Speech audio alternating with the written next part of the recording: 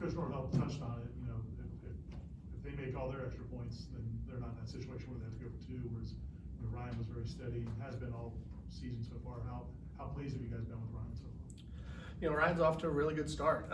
You know, it started with how he competed in fall camp. I thought he did a really nice job, and you know, it's carried over into the first 3 games. And you know, I think you can tell he's got some confidence to him in the way he's playing, and he should. You know, real confidence is earned through you know what you put out there on the field, and he's been able to do a good job so far. So you know, we look forward to that continuing. But I've been really pleased with how he started.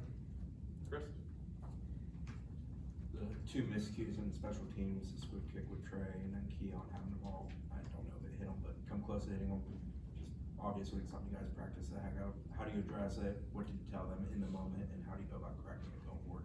Well, you know, the first one, the squib, you know, just the whole scenario of how that kind of went down, obviously was 2-score game. I think it was 31-16 at the time. You know, third quarter still, we weren't really thinking to have our hands unit on the field yet. You know, not thinking it was an onside kick scenario. We saw that they were going to attempt an onside kick, called the timeout, and got our unit out there. You know, the handling of the squib, you know, it's one of those things that obviously you would love for that opportunity to have that play back, but you know, from a coaching standpoint, we got to put our guys in that situation more often. You know, where we have those live scenarios. Obviously, you know, he did everything that he was obviously trying to field the ball. You know, we got to be better in the moment, and we got to put them in more situations like that to help them when those situations present themselves. Yeah, Coach Norvell mentioned you guys are close to returning one in the return game punt.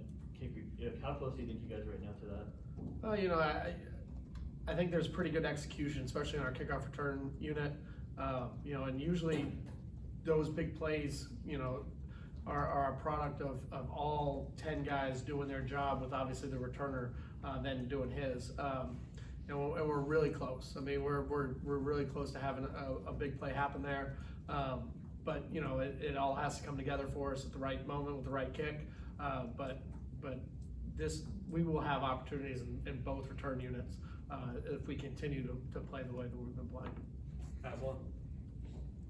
Is Jared's individual production or his presence and what it does, is that the bigger value for you guys right now on defense?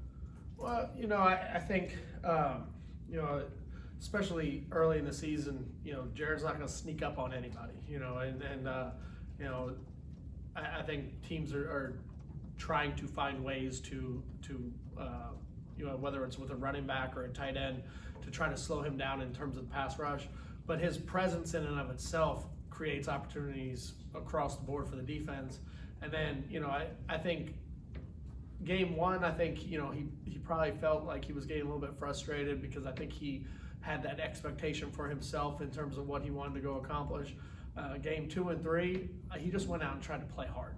And you know, I don't think Jared's real concerned right now in terms of statistical production. I know he wants those things to happen. Everybody does, but I think he just wants to focus on playing hard, playing to the best of his ability. Because the people who are doing the evaluation on him for the next level, they're going to see, you know, his how hard he's playing, his want to, in terms of trying to do everything in his power to be successful.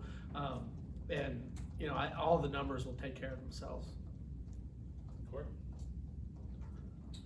Well, 2 quick questions on the squib kick to Benson. What did he do wrong, if anything? I mean, balls bounce funny. That's why you kick them sideways and they take weird bounces. Did he do something wrong technically? Not really. I mean, the only thing that I would say is when we're in a position to get on top of the ball as opposed to try to pick it up, we probably prefer to smother the ball in that situation. But there, you know, that's a judgment call in the moment by the player. Because the ball needs to be rolling slow enough to feel like you can just get on top of it. But it is the tricky thing, you know. Obviously, footballs bounce all kinds of different ways, and it's hard to simulate that exact kick at that exact moment in practice. But it's something that we got to put them in that situation more often. And on the key on the last punt return, did it hit him? Was there a reason he didn't? If you talk to him afterwards about it, why he didn't rush up and go catch that? I think. you know, we were in a punt safe setup defensively or on the punt return unit. So we really didn't have anyone protecting. And I feel like he knew that was the case. You know, there wasn't a return set up with it. And I think he was in between thinking he could go get it and he couldn't. And he got caught kind of in that in-between mode, you know, which is one of those valuable lessons for him as a punt returner, especially in this situation. Just get away. Like if you're not 100% sure you can go get it, get away. And if you are convicted that you can, then just go get it. But you can't live half in and half out. And he totally understood it, and it's going to be something he's going to be better at moving forward. The way that game was going, what a break that it kicked. It just felt like the way that game was going, it would have kicked right to one of their guys. Yes, I was very happy that it kicked out.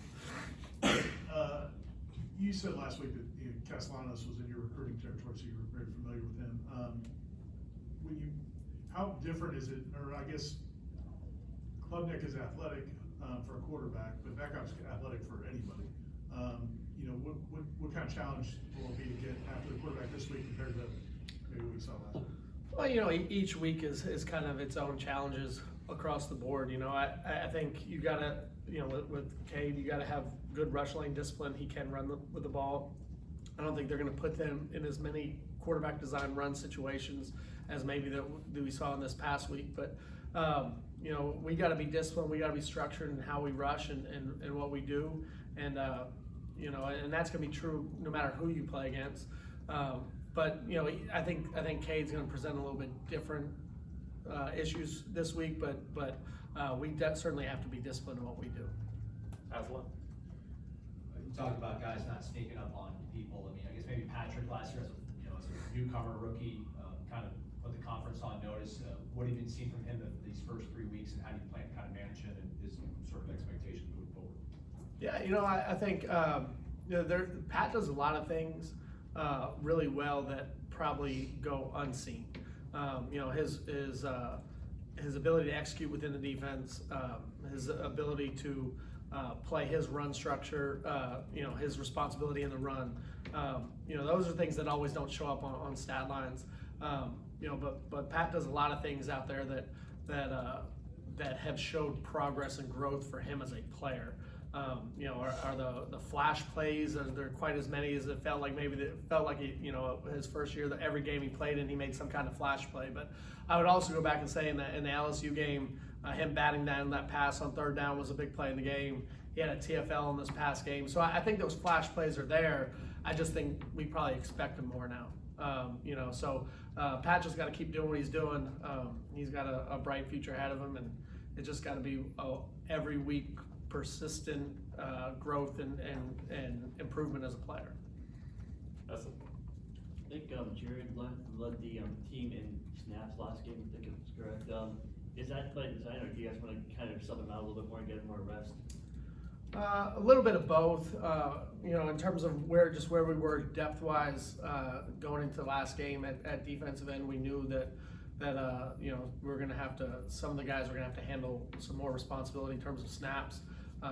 You know, that was already the game plan, that was to play him a little bit more than he had been playing anyway. His snap count got pretty high, and that wasn't totally the plan going in, but the way the game played out, it became a necessity. You know, you get into a situation late in the game where the game was within 2 scores there in the last quarter. You know, your best players are going to be on the field, and you know, and it's a situation where Jared wanted to be on the field, obviously. So we're going to do whatever we had to do to win the game. Okay. Thanks, Coach. Thank you, JP. Thank you. Appreciate it.